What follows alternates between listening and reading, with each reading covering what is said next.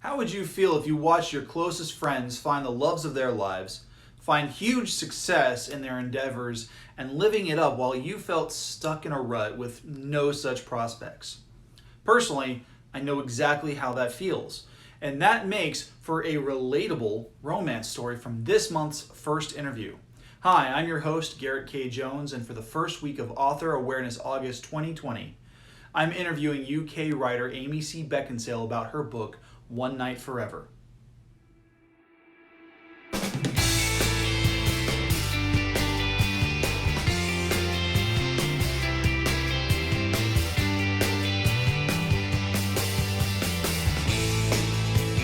Hey, happy Saturday and welcome to Author Awareness August.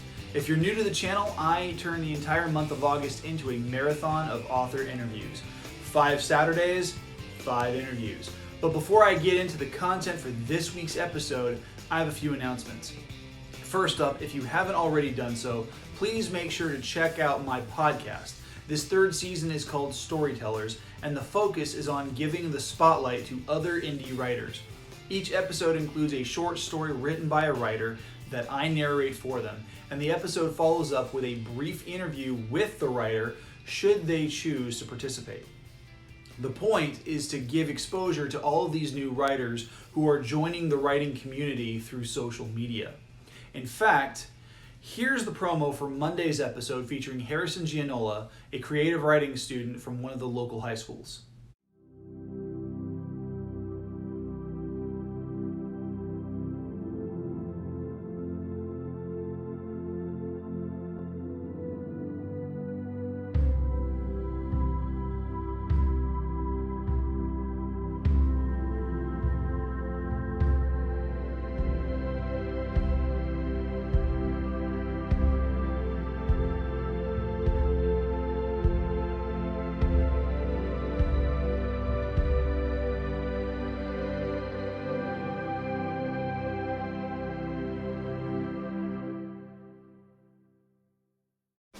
Harrison's short story, The Mystical Loner, just launched on Monday.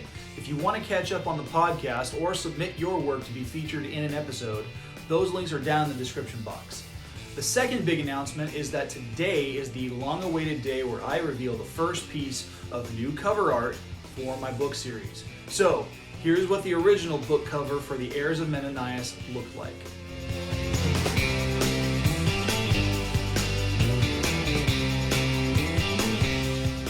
And here's what the new cover art looks like.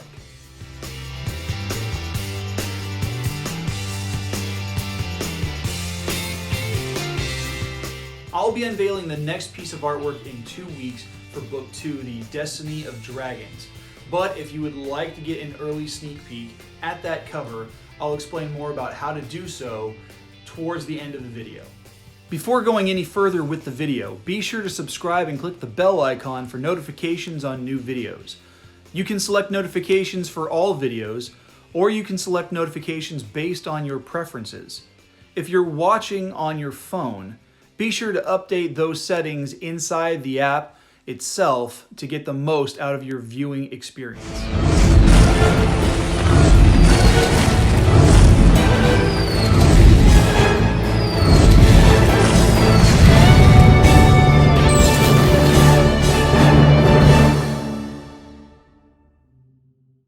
Thanks for joining me, Amy. Tell me about your work. What do you write?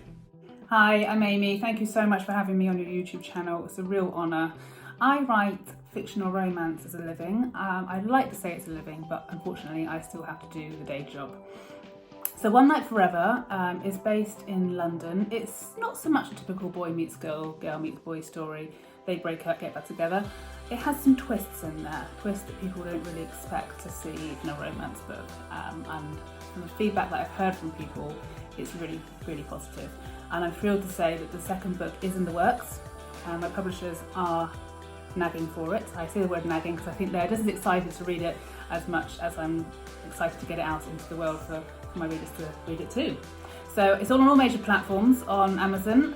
Do go and find it. Just search One Night Forever or Amy C. Beckinsale and you'll find me on the cover posing in a gold sequin dress. And yeah, check it out. So how did you get into writing? Was it a lifelong dream or a recent passion? Was writing something I always wanted to get into? You know, it wasn't. When I was younger, when I was a teenager, I did performing arts at college. I wanted to be on stage, I wanted to be in films, but as I grew older, I actually found I wasn't as comfortable in those situations as I thought I should be. So during actually rehearsing for a show once, I think, me and my friends in work, we decided that we couldn't be in retail for the rest of our lives and we had to do something about it. And one of my best friends, Amy, she mentioned that she could see me writing a screenplay one day. And at the time I thought, I haven't got time to write a screenplay, I've not got the patience to do it. But that same evening when I was working alone in the shop, I literally just found myself tapping away on my iPhone. And the next thing you know, the opening sequence to One Night was there. And it rolled. It just kept going and going until here I am now chatting to you about it. So yeah, it wasn't something that I was pursuing, but I think it pursued me. What are some of your inspirations as a writer? As for inspirations, I find when I'm writing, I tend to visualize the story before actually doing it. So coming from the theatrical side of things, yeah, I like to play the story out in the head before I put it to laptop, I suppose, including a massive amount of notepads, which as a writer, you'll understand, all authors understand, the notepad is our best friend. With One Night, I found myself going up to London a lot. I mean, I have family up there, so it's handy to go and visit. But being in the actual city where it takes place, it just fills me full of motivation to get the story done. And just being in their atmosphere really, really helped, because I don't live in London, I live in the country. So being in the environment helps a lot as well. But yeah, visualization, being in the moment as well, and then being in the heads of the characters really, really helps. So pretending that I'm one of the characters and actually putting myself through their footsteps really, really helps as well. What has been the hardest part or biggest challenge in the creation of your work? The hardest part for writing with me is what I'm going through right at this second, which is an immense amount of writer's block. I've had to rejiggle the second book a little bit. So, because I sent my first one to my editor, who did a fantastic job. The second one doesn't flow as much, so I'm rewriting the whole thing from scratch and just trying to find the time, whilst everything in the world is going on right now, day job, other demands and everything as well, I'm finding I'm not getting the time to do what I want to do. So when I said about the visualization a second ago, it's almost like the characters have gone away while I'm trying to sort my priorities out on my personal life as well. So prioritizing for me sometimes can be quite tricky, which then leads to the writer's block. I will get over it. I know I will. It's one of those things where, as writers, we find ourselves stuck in those situations sometimes, but we get out of it. We will. We absolutely will. If you could give any advice to other would-be authors out there, what would you tell them? The best advice I could give to anyone who wants to be an author or a writer is write the story for yourself first. Don't think that you need to write it for someone who's saying you should send something off to a publisher or an agent. You need to get the story out of here first and write it for your own enjoyment, which is exactly what I did with One Night. I could feel there's a story brewing after my friend mentioned that I could write a screenplay one day, and I let the story just flow. And believe me, your characters will do whatever the hell they want from time to time. You might think you've got the plot line going, but they will change it if they want to. You'll find out about that if it ever happens to you. Also, notepads. Notepads are your best friend, even if it's just like a hard copy notepad or it's on your phone. They're the best friend for an author. And what I find I really love doing is people watching. So go to a cafe when we're allowed to, if you're allowed to, with your face mask, and people watch, and you'll find certain traits and things that they do that you go, oh, that would be amazing for my character to have. You might even find something that isn't actually connected to your story at all, and you'll find that would make a really good thriller. Yeah. So notepads, write it for yourself and enjoy doing it. And don't let anyone tell you what you can do or how to influence your own story, because you're writing it for yourself. A big thank you goes out to Amy for her willingness to participate in the first interview for Author Awareness August. I know she seemed a little tired in the video, but hey, how many writers out there haven't lost sleep honing their craft? Now, if you're interested in finding her work, you can go to her website and you can check out her book, One Night Forever, because it is available for purchase in paperback through both Amazon and Barnes & Noble. All the links are down in the description box.